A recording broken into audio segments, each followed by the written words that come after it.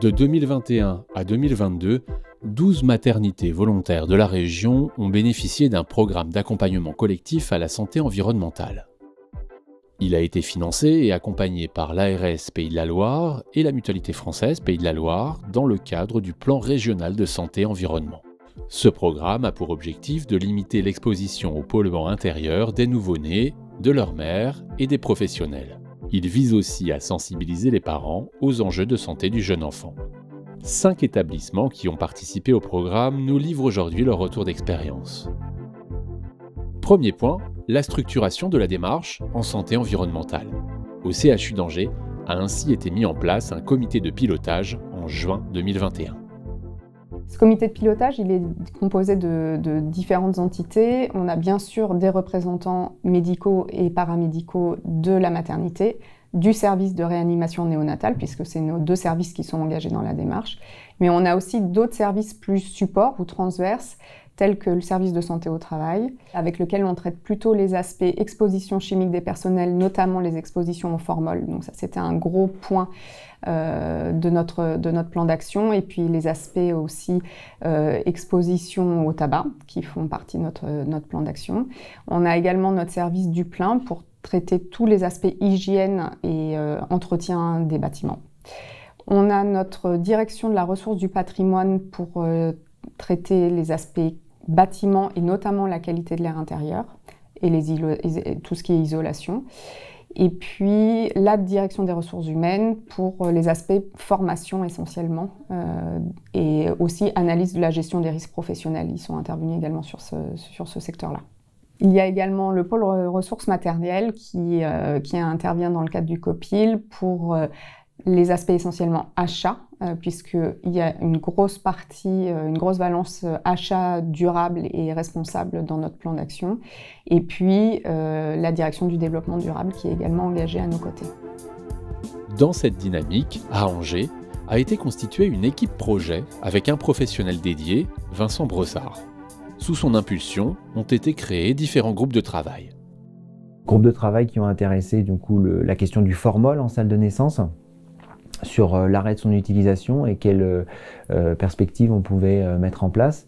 La question du lait en poudre, enfin du lait qui pouvait être distribué dans des nourettes en plastique en maternité pour les patientes qui faisaient le choix d'un allaitement artificiel. Donc quelles pouvaient être les alternatives avec un regard sous le prisme aussi bien de la santé environnementale que sur celle du développement durable, de l'écologie. Un autre groupe de travail aussi qui s'est tenu, c'est sur l'éco-conception des soins. Donc cette fois-ci, en mettant l'accent plutôt sur le service de la réanimation et médecine néonatale dans la population des prématurés par rapport à notamment la place du plastique et des modes de stérilisation de ces matériaux, ces dispositifs médicaux qui pouvaient être utilisés au regard de ces populations fragiles. Deuxième point, la mobilisation des services achats. À Saint-Nazaire, là où précédemment les achats passaient par des appels d'offres qui engageaient l'établissement pour 4 ans, on préfère aujourd'hui procéder par SAD, système d'acquisition dynamique. Le SAD nous permet une souplesse d'achat de ces produits. La souplesse, c'est si j'ai un nouveau produit, je peux l'intégrer sur une nouvelle ligne. Si j'ai un nouveau fournisseur, il a le droit de se déclarer et au moment de ma prochaine remise en concurrence, il sera consulté. Donc je gagne sur tous les points. 1, j'enrichis mon panel fournisseur et 2, je peux élargir mon périmètre produit. On n'a pas un poids économique absolu où on peut dire au fournisseur, si jamais tu ne fais pas ce que je fais, ce que je veux, tu ne vas pas t'en sortir. Non, notre objectif, c'est au contraire d'amener le maximum de fournisseurs en leur faisant sentir l'intérêt de la démarche et la richesse de la démarche. Ils ont répondu présent. Je pense que c'est quelque chose qui, de notre côté, doit être validé par l'institution parce qu'on va avoir besoin de budget supplémentaire, mais côté fournisseur, également validé parce qu'eux vont avoir besoin de faire des recherches pour nous proposer des nouveaux produits admissibles dans le cadre de cette santé environnementale. Troisième point, la mobilisation des services techniques. À Nantes, la clinique Jules Verne a choisi d'instaurer des contrôles bien au-delà des normes obligatoires, notamment en matière de qualité de l'air intérieur. Des changements de pratique qui ont nécessité une adaptation des équipes techniques. Dans le milieu hospitalier, on avait pour habitude de bloquer une chambre uniquement le temps des travaux. Et dès que les travaux étaient terminés, dès le lendemain, il fallait la réoccuper tout simplement parce qu'on a besoin de place pour accueillir les patients. On a défini maintenant que toute chambre qui est occupée pour des travaux, la durée de l'opération de travaux ne s'arrête pas à la fin des travaux, mais continue pendant 3 à 5 jours. Pendant ces 3 à 5 jours, il n'y a plus de travaux. Les travaux sont terminés, il n'y a aucune intervention. Par contre, pendant ces 3 à 5 jours, on ventile un maximum le local. Et il n'y a pas de présence de patients. C'est un peu contre nature pour des techniciens à qui on demande de travailler vite. Ils ne comprennent pas. Donc il va falloir leur expliquer pourquoi, les sensibiliser, pour qu'ils acceptent ce fait de travailler toujours aussi vite, mais avec un temps plus long sur l'opération complète. L'autre changement, c'est aussi de dire on va faire des contrôles qui n'existaient pas avant. Sensibiliser nos équipes, non pas par une formation très théorique de la santé environnementale, parce que la qualité d'air, c'est quelque chose qui parle peu aux équipes, parce que c'est pas palpable, une qualité d'air. Par contre, quand on leur prouve que des systèmes ont été mal entretenus ou pas entretenus comme il faut, quand on leur montre qu'il y a un intérêt à les vérifier, eh bien souvent pendant l'année, ils vont faire de plus en plus attention et on aura de moins en moins d'actions correctives à mettre en place après ces mesures de contrôle.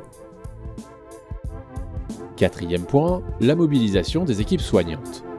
À Cholet, 3 sages-femmes déjà convaincues ont installé une dynamique au sein de l'établissement. La volonté aujourd'hui est d'étendre la sensibilisation au-delà de la maternité. Tout à l'origine, même avant l'appel à projet de l'ARS, on avait une sage-femme qui voulait faire la formation nesting par WSCF, donc très motivée. Et se sont joints à elle 2 autres sages-femmes qui ont fait la formation nesting. Donc ce qui a permis une mouvance au sein de l'équipe. En fait, elles ont passé certains messages sur la santé environnementale, voilà. Et elles se sont bien impliquées et ça a été quand même beaucoup plus facilitant pour nous. Ce qui est le plus difficile, c'est peut-être on a quand même les agents de services hospitaliers qui sont polyvalentes sur les 3 services, qui sont sur la néonate, la mater, et c'est un peu plus difficile avec elles en fait, parce que c'est elles qui utilisent plus de produits. Mais on avance, il faut pas. Mais c'est un travail de longue haleine en fait. Il a fallu travailler avec la direction, chose qu'on a faite. On les a mis en relation avec la maternité de La Rochelle.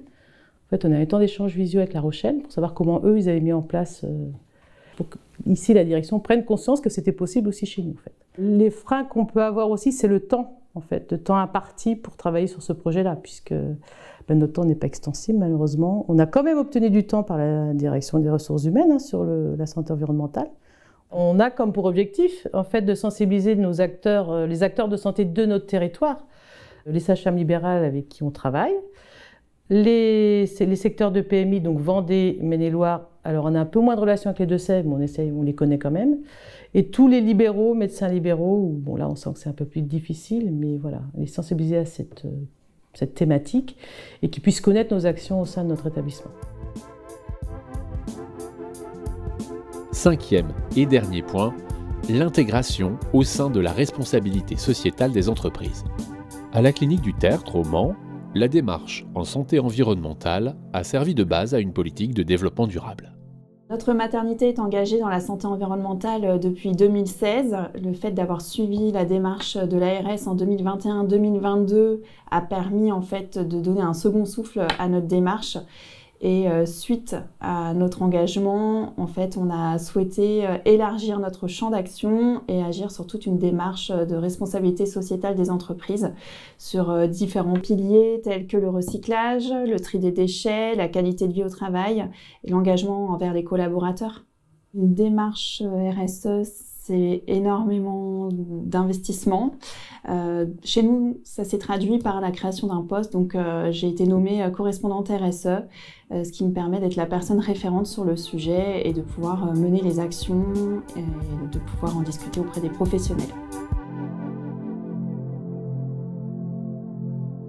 En 2 ans, les résultats obtenus dans les 12 établissements engagés incitent aujourd'hui à poursuivre la mise en réseau des maternités de la région autour du sujet de la santé environnementale.